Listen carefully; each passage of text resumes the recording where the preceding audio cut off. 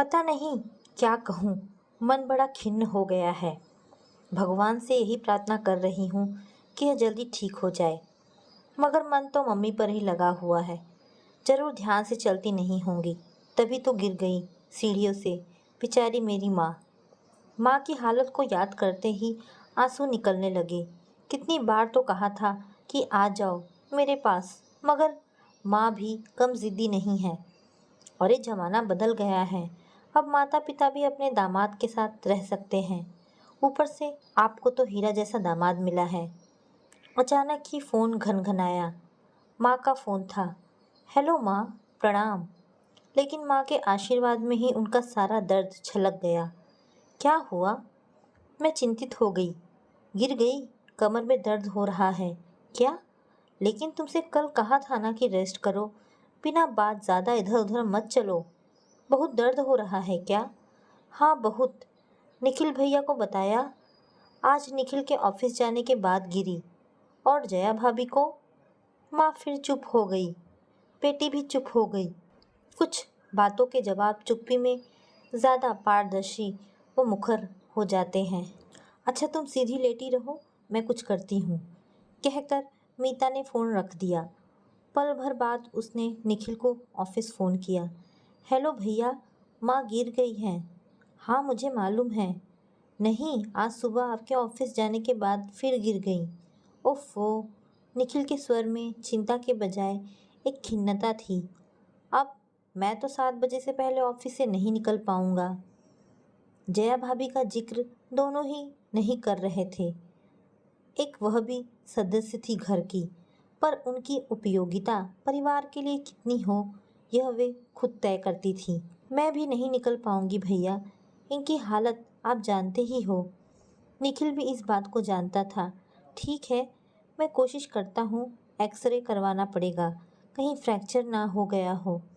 Mobile बंद कर मीता बैठी ही रह गई।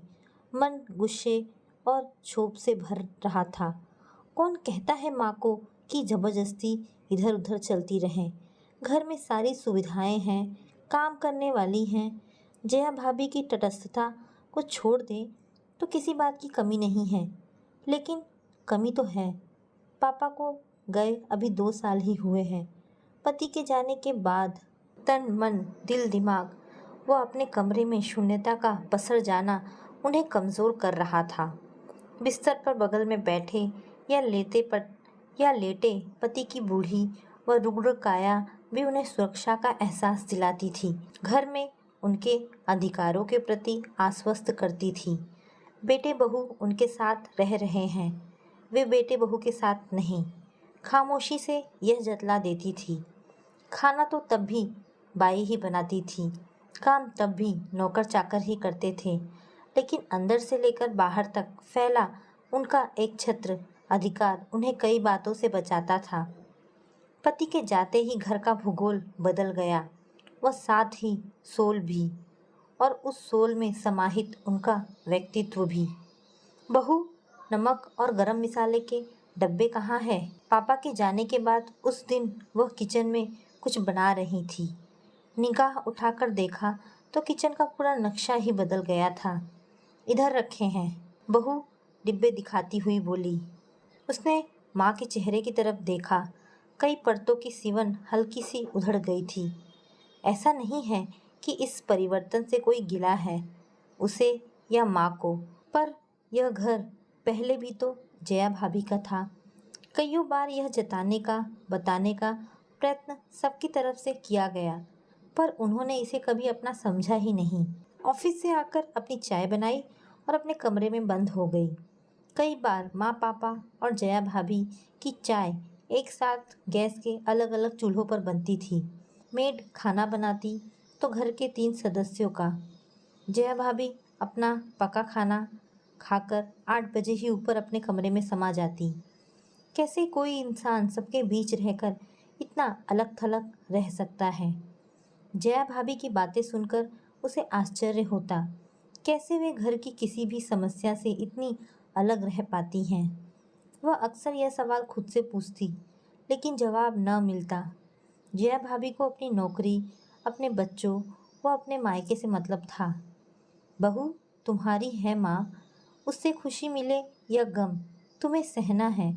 फिर तुम्हारे बेटे की ज़िंदगी है, जो सब तुम अपनी बहू के लिए बोलोगी वह सास होने के नाते ब्रह्म वाक्य बन जाएंगे। मैं जानती हूँ अच्छा नहीं बोला जाएगा, पर बुरा बोलकर अपना तमाशा मत बनाना कभी भी। माँ ने उसकी बात गांठ बांध ली। तेरे पापा के जाने के बाद 13वीं तक कितनी मीठी बात करती रही सबके सामने। चाय पीते हुए उस दिन माँ के मन की किसी परत की सिवन फिर उधड़ गई थी। तुम ध्यान मत दिया करो माँ, भाभी तो पहले भी ऐसी ही थी। घर तुम्हारा है, बेटा तुम्हारा ध्यान रखता है। मैं भी आती रहती हूँ। रुपए पैसे का इंतज़ाम पापा तुम्हारे लिए काफ़ी कर गए हैं, इसलिए एक कमी के बजाय 4 खूबियों में मन लगाया करो। बेटी ने उधड़ी परत की फिर मरम्मत कर दी। पर पापा के जाने के बाद 13वीं तक के दृश्य उसके सामने भी साकार हो उठे। जया भाभी की तटस्थता ने उसका दिल भी न जाने कितनी बार तोड़ा था। निखिल भैया के सामने या सार्वजनिक रूप से उनका व्यवहार बदल जाता, लेकिन अकेले में किसी का तिरस्कार करने के लिए उन्हें शब्दों की भी ज़रूरत कब पड़ती थी। वह सब तो वे अपनी आंखों व तटस्थ मुख मुद्रा से ही कर देती। प्रणाम भी ऐसे लेती जैसे चाबुक मार रही हो। वह सहम सी जाती। पापा के जाने के बाद जया भाभी का माँ पर बिखरता छलकता प्यार देखकर पूरी रिश्तेदारी प्रभावित हो गई। सभी की जुबान पर बस एक ही वाक्य था, बहू हो तो ऐसी। कैसे संभाल लिया सब कुछ। वह खुद अंदर तक पिघल गई थी, साथ ही निश्चिंत हो गई। चलो माँ का बुढ़ापा चैन से कट जाएगा। लेकिन 13वीं खत्म होते ही मीठी मुस्कान, मीठी बातें सब ऐसे गायब हुई जैसे कभी थी ही नहीं। एक दिन वह माँ को मिलने गई थी। जब घर लौटने को हुई तो बाहर बूंदाबांदी शुरू हो गई। टेबल पर लंच लग रहा था। निखिल भैया बोले, मीता खाना खाकर जाओ, वैसे भी बाहर बारिश शुरू हो गई है। भाभी ने तपाक से जवाब दिया, ऐसी भी बारिश नहीं हो रही है, जब तक तेज़ होगी तब तक वह घर पहुंच जाएगी। जया भाभी के शब्द उसके कानों में पिघले शीशे की तरह उतर गए। नहीं भैया चलती हूँ, कहकर वह घर से बाहर निकल गई, लेकिन आंखें छलकने को व्याकुल हो रही थी। उसे अपनी चिंता नहीं थी, पर माँ का अशक्त बुढ़ापा एकाएक आंखों के सामने तैर गया। निखिल भैया का एक बेटे का स्वाभिमान माँ को उसके पास रहने नहीं देगा, और भाभी की चालाकियों के साथ माँ कैसे जी पाएंगी, जिनकी बातों को नकारना मुश्किल हो जाता है, लेकिन फांस की तरह अंदर तक धंस जाती है। पैसों की कमी नहीं थी माँ को, पर बुढ़ापा अगर पैसों के साथ बीत पाता तो शानदार फ्लैट्स में बंद बुजुर्गों की लाशें नहीं मिलती। बड़े घरों में नौकर बुजुर्गों की हत्या नहीं करते। 5 स्टार वृद्धाश्रम ना खुलते। 2-4 कद्दू और लौकी किसी को देने में ही हल्ला मचा देती है। वर्षों सब्जियां बांटी हैं, मेरा घर नहीं है क्या? माँ फिर उधड़ गई। पढ़ी लिखी जया भाभी की निम्न स्तर की सोच पर वो मन ही मन ऐसे शर्मिंदा हो गई जैसे यह उसकी खुद की सोच हो। लेकिन माँ को और उधेड़ना उसे उचित नहीं लग रहा था, इसीलिए बात टाल दी। कोई बात नहीं माँ, तुमने जब बांटनी थी खूब बांटी, कौन नहीं जानता इस बात को। लेकिन जब बाद में घर की स्थायी तौर पर रहने वाली मेड से पूछा तो उसने बताया, माताजी ने किचन गार्डन से थोड़ी सी कद्दू और लौकी निकलवाई थी। जया भाभी खूब गुस्सा हुई थी। किसके लिए निकलवाई थी? अपने छोटे भाई के लिए। राजू मामा आए थे मिलने। दिल खराब हो गया मीता का। माँ इस सब की मालकिन है अभी। जया भाभी की सोच छोटी सही, पर इस छोटी सी बात को भैया से कहकर कलह कोई नहीं करना चाहेगा। और भाभी की ये कारगुजारियाँ, चालाकियाँ जो माँ के लिए बेहद अपमानजनक व मानसिक तौर पर पीड़ादायक होती है, कभी निखिल भैया के सामने नहीं आ पाती है। लेकिन सार्वजनिक रूप से जया भाभी का व्यवहार जब इस कदर बदल जाता है तो निखिल भैया से वे क्या कुछ नहीं कहती होंगी। मीता के मानस पटल पर अनायास ही एक धृष्ट स्मृति आकर ठहर गई। एक बार निखिल भैया को अपनी नौकरी से विदेश जाने की संभावना बन रही थी, तो चाचा जी बोले थे, बहुत बढ़िया मौका है निखिल, पर जया भाभी को तो अपनी जॉब छोड़नी पड़ेगी। मैं कहाँ जा पाऊंगी चाचा जी, बुजुर्गों की जिम्मेदारी है मेरे ऊपर, भाभी तुरंत बोली थी। जबकि सच तो यह था कि वह अपनी जॉब नहीं छोड़ना चाहती थी। वह मति भ्रम की स्थिति में भाभी का चेहरा देखती रह गई थी। पापा की जिंदगी तक एक सुरक्षात्मक छत थी माँ के ऊपर, जो अब उड़ गई थी और भाभी का मुंह खुल गया था। शांति प्रिय निखिल भैया कभी माँ का पक्ष लेकर बीवी को समझाते, तो कभी बीवी का पक्ष लेकर माँ को। जया भाभी को माँ के लिए एक कप चाय बनाने में भी कष्ट है। एक पैसा भी माँ पर उनका खर्च नहीं होता है, फिर भी वे माँ की उपस्थिति बर्दाश्त नहीं कर पाती हैं। लेकिन पापा की करोड़ों की प्रॉपर्टी से उन्हें कोई परहेज नहीं है। शाम को निखिल भैया माँ का एक्सरे करवा लाए। फ्रैक्चर नहीं था, मांसपेशियों की चोट थी। जानकर भैया व उसे दोनों को चैन मिला। उसने माँ को फ़ोन करके लेटे रहकर आराम करने की सलाह दी। भरे पूरे परिवार में माँ एकदम अकेली हो गई थी। माँ का उसके पास ज़्यादा रहना निखिल भैया को गवारा नहीं होता, क्योंकि यह बात उनकी सामाजिक छवि खराब करती है। लोग या रिश्तेदार क्या कहेंगे कि बेटे बहू के पास मन नहीं लगता, इसलिए बेटी के पास ज़्यादा रहती हैं। माँ भी इस बात से मन ही मन आतंकित रहती है कि कहीं बेटा बुरा ना मान जाए। फलस्वरूप माँ बेहद अकेली हो जाती हैं। माँ की मन स्थिति बेटी अच्छी तरह जानती है, लेकिन चाहते हुए भी कुछ ना बोल पाती है। अगले दिन रविवार को मीता माँ को देखने चली गई। माँ अपने कमरे में आंखें मूंदे अकेले लेटी थी। वह माँ के पास बैठी तो माँ ने आंखें खोल दी। अरे तू कब आई? माँ की उदास अकेली सुनी सी आंखों में असंख्य दीप जल उठे थे। वे उठने का उपक्रम करने लगी। माँ तुम लेटी रहो, आज भैया भाभी घर पर हैं क्या? वह बोली। नहीं, दोनों गांव गए हैं, सुबह 5 बजे निकल गए थे, परसों तक आ जाएंगी। माँ के स्वर में अभी भी दर्द की कराहट थी। लेकिन तुम्हें इस हालत में किसके भरोसे छोड़ गए? मीता आश्चर्य से बोली। माँ अगर बाथरूम जाते समय तुम फिर गिर जाओ तो कौन है यहाँ पर देखने वाला? निखिल भैया ने मुझे फ़ोन करना भी उचित नहीं समझा। मीता को अंदर ही अंदर बेचैनी का उबाल सा आया। लेकिन गांव गए किस लिए हैं? वह आश्चर्य से बोली। इससे पहले पिताजी ने कई बार चाहा था कि उनके बेटे बहू कभी गांव जाकर वहां की देखरेख कर लिया करें, तब तो कभी नहीं गए। वह आश्चर्य से बोली। गांव में एक मकान व जमीन जायदाद भी थी अभी, लेकिन दोनों में से किसी ने कभी ध्यान नहीं दिया, और आज गांव जाना इतना ज़रूरी हो गया कि जया भाभी भी चली गई और निखिल भैया माँ को इस हालत में छोड़कर चले गए। लेकिन खुद को गांव जाने की बात न बताने का कारण जैसे वह समझ रही थी।